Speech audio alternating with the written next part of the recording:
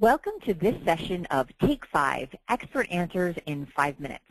I'm Kelly McCarthy, and I'm joined today by Brandon Rainey, CEO of Creative Salon Concepts, a family-owned boutique distributor of professional beauty products.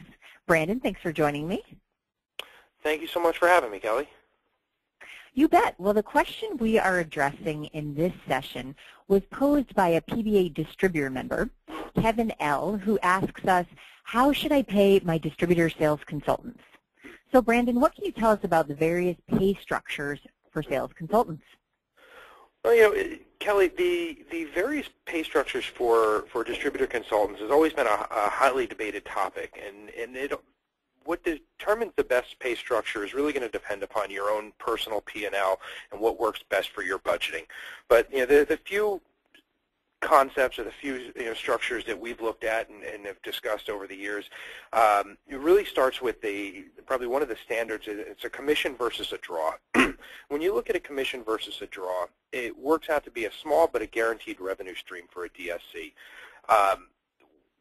The goal is for a relatively small draw or guarantee, or a commission which is paid only when a sales goal is met. So that option typically, but not always, works out to be one or the other. So one or the other would look like a $200 draw or a 10% commission on $2,500 plus in sales. Or if you were to do both, it could be a $200 draw plus a 10% commission on all sales over the $2,500. So everybody has to have some sort of guarantee to live on. But as a distributor owner, as a distributor principal, you want to make sure that your sales consultants are driven by the sales themselves and not sitting with a comfortable salary where they don't really have to work too hard. The second piece that we look at could just be a straight commission. That's a wonderful structure if you can pull it off. I'm a very firm believer in the straight commission model because sales and income results are solely based on the sales consultant. So as a consultant, you are truly and wholeheartedly responsible for whatever you want to make, and every sale you earn commissions on. So those results are directly related to your efforts. Then it is certainly the most cost-effective option because you're not paying unless there's sales being made.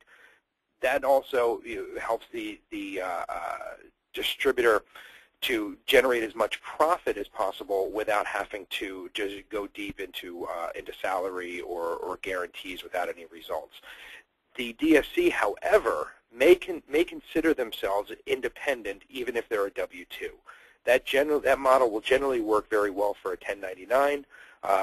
Even as a W-2 employee, that employee may look at themselves and, well, if I'm straight commission, then I'll show up when I feel like showing up. And that's not always a comfortable place for any business owner to be, unless, of course, that's how you set it up. So the independent mindset can also make that very difficult for managing expectations of a sales consultant. The third structure we look at is a salary plus a commission. Now, that generally works really well when you are just starting out with an underdeveloped territory or a brand new distributor, and you need to get qualified sales consultants on board that are working very hard to build a business. Now, many companies in that case will pay a small salary plus a commission. So what that does is it provides the consultant with a guarantee while you're hopefully driving results. The risk, however, is that a sales consultant gets very comfortable with the salary side of it, and they stop growing sales, meaning they're not reliant upon their commission. And in any organization where sales are what we live on, then as a principal, we want to be able to make sure that the sales consultant is driven strictly by that commission. We want that to be what pays their car payment, what pays their mortgage, or what pays their benefits, or anything else that they choose to do in life. If they're just comfortable with a salary, there's no guarantee they're going to get up and go to work every day. If they don't make a sale, it's all right, I'll get it the next time. When you're driven by that commission, if you don't get a sale, you're not going to eat today, and you want them pushing and pulling out all the stops to be able to get that commission for themselves. And the last one is a salary plus a bonus. Now, salary plus a bonus works very well for something that already has an established business. When paying a commission on the sales would be ludicrous for you. If you've got $1 million territory and you're paying 10% commission, well, you're paying out $100,000 for $1 million territory when in reality you could probably pay somebody, $45,000, $50,000, $60,000 and a bonus based on growth and save yourself a lot of points. So what that is it's a good option for controlling a company's budget. You can really line item that that salary across your P&L statement, and then that way the DSC has a mindset of driving sales to reach a reward. You could do that on a quarterly bonus, on an annual bonus, or half-yearly bonus. And what that also does is it reinforces that the DSC is truly working for the company and not really working for themselves.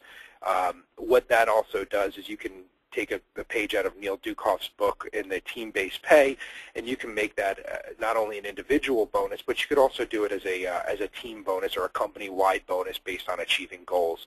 And then ultimately you get the entire company focused on the same goal, working towards the same